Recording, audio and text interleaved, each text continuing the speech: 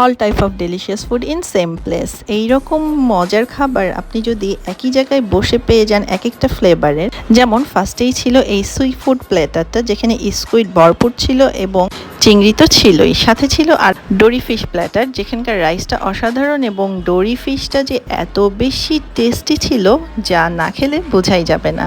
Rice and vegetable overall 100-এ 100, আর সাথে ছিল barbecue ফ্লেভারের প্ল্যাটার।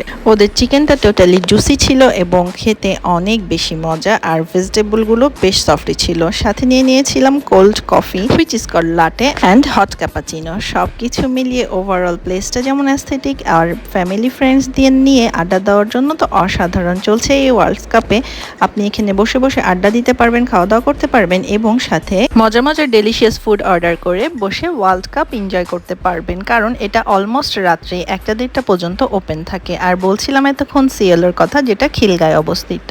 Thanks for watching. আল্লাহ হাফেজ।